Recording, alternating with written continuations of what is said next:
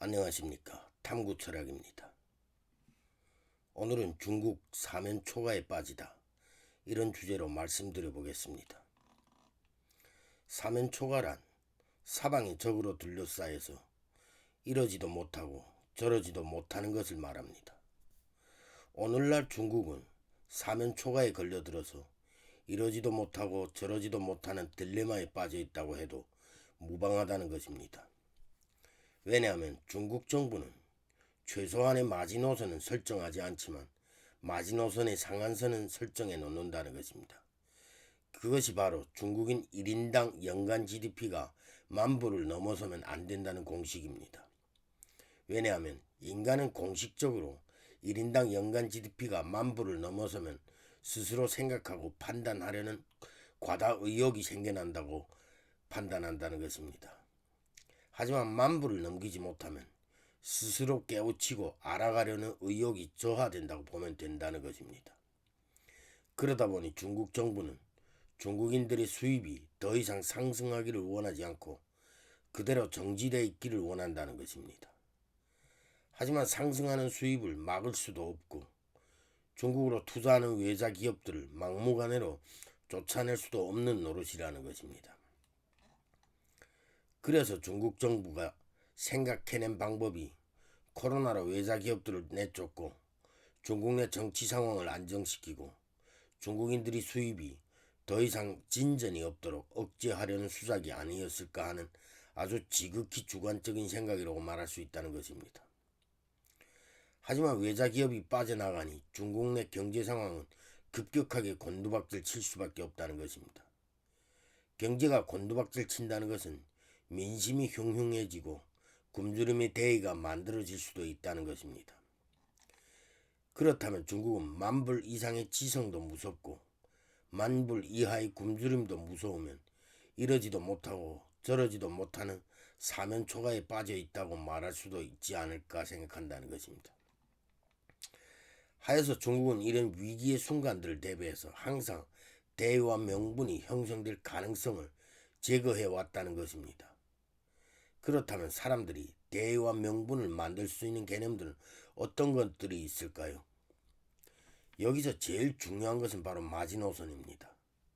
그리고 철학이고 그 다음은 원칙이고 그 다음은 국민입니다. 중국은 예로부터 자국민의 마지노선을 지정해 주지 않습니다.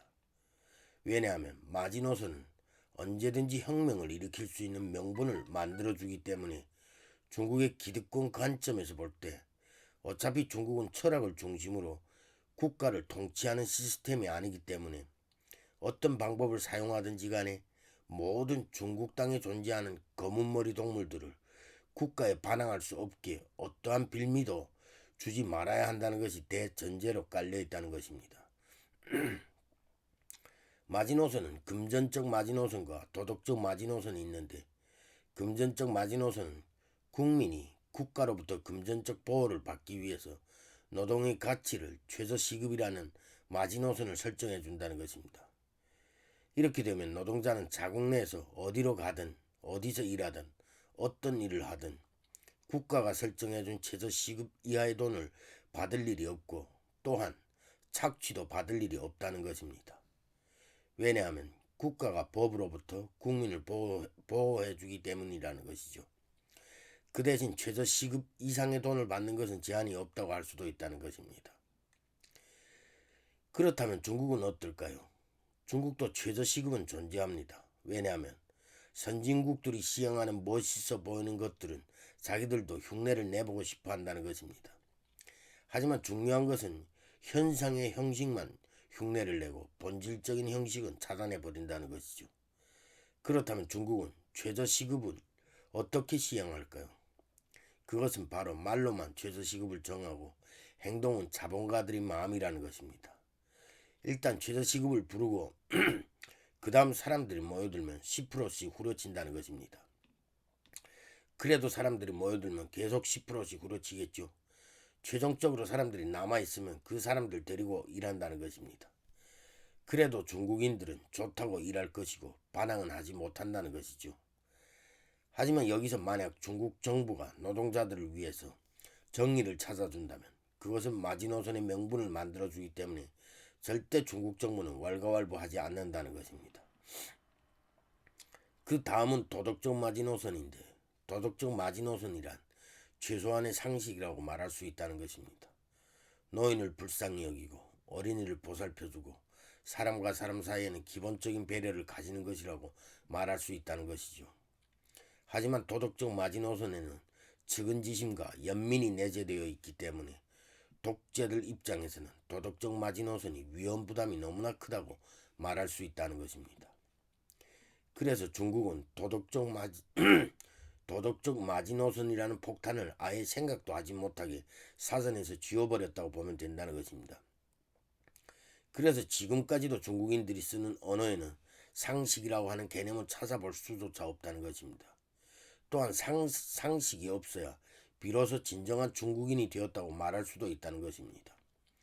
여기서 에피소드가 하나 있는데, 그것은 바로 중국이 금방 성립되었을 때 한문을 읽히고 말하는 것이 너무 어려워서 한문에 소리음을 붙이려고 이 나라 저 나라 글자를 찾아다녔다는 것입니다.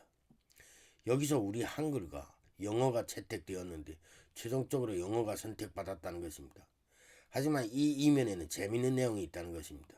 왜냐하면 한글과 한국어는 철학적인 언어와 철학적인 문자이면서 또한 유교적인 언어와 유교적인 문자라는 것입니다.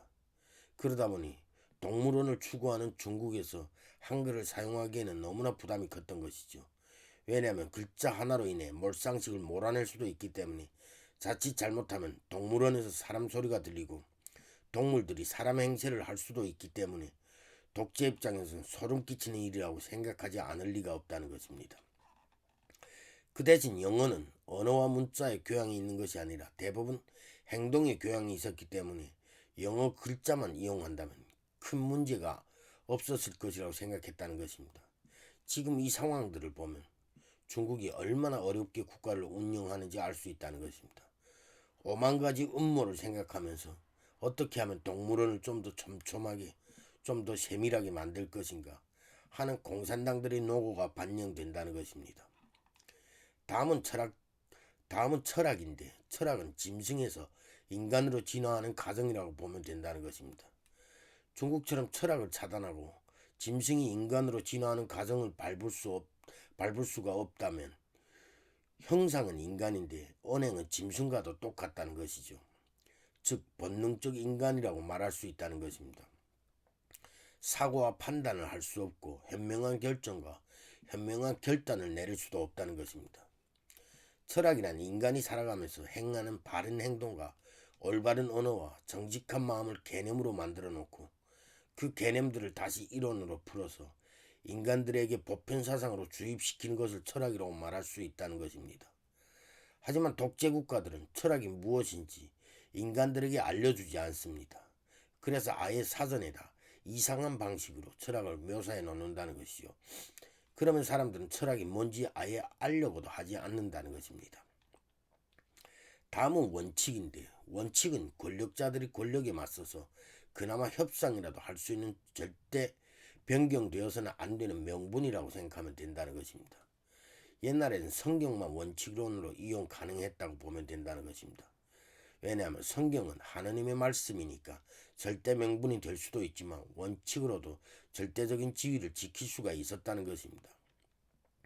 하지만 현대에 들어와서는 민주주의 국가 중심으로 원칙이란 대명분이 기본으로 다 존재한다고 보면 된다는 것입니다. 그래서 민주주의 국가에서는 국민과 헌법을 절대 명분으로 지정하고 무조건 지켜야 하는 원칙이라고 말한다는 것입니다. 하지만 중국은 어떻습니까? 원칙상 있어야 하는 것들을 모두 다 무시하고 자기들이 하고 싶은 대로 하는 것 아닙니까? 헌법은 자기들 마음대로 뜯어고치고 대통령도 원칙상 2번의 임기만 할 수 있는데 시진핑은 3번이나 하잖아요. 어차피 중국은 동물원을 지향하는 국가라서 원칙 같은 명분은 필요도 없고 오로지 규칙만 있으면 된다는 것이 동물원의 원칙이 아닐까 생각할 수도 있다는 것입니다. 마지막으로 국민인데, 국민은 절대 명분이자 원칙이 지켜져야 하는 이유이기도 하고 철학이 존재해야 하는 이유이기도 합니다. 또한 국민은 국가이면서 국가의 주인이면서 국가의 주권자이기도 한다는 것입니다. 그리고 군대가 존재해야 하는 이유이기도 하고 국회가 의제를 상정할 수 있는 명분이기도 한다는 것입니다. 하지만 중국은 어떻습니까? 국가의 주권자가 공산당이 되어야 하기 때문에 국민이라는 개념은 없애버리고 인민이라는 개념으로 통칭한다는 것 아닙니까? 인민은 무엇입니까? 지구상에 살아가는 모든 검은머리 동물들을 통칭하는 표현 아닙니까? 옛날에는 기득권을 인이라 하고 기득권을 위해서 일하는 사람들 민이라고 하지 않았습니까? 그래서 인민은 계급의 상징이기도 하지만 이유도 없고 의미도 없고 명분도 없는 국가의 수단과 도구로만 존재해야 할 수밖에 없다는 것입니다. 중국이 지금 사면초가에 빠진 이유도 결국은 멍청한 시진핑이 공도 크지만 결국은 철학이 없고 원칙이 없고 국민이 없고 마지노선이 존재하지 않기 때문에 견제할 수 없고 제어할 수 없어서 스스로 몰락해 가는 것이라고 생각할 수도 있다는 것입니다. 감사합니다. 오늘은 여기까지 하고 다음에 더 좋은 영상으로 찾아뵙겠습니다.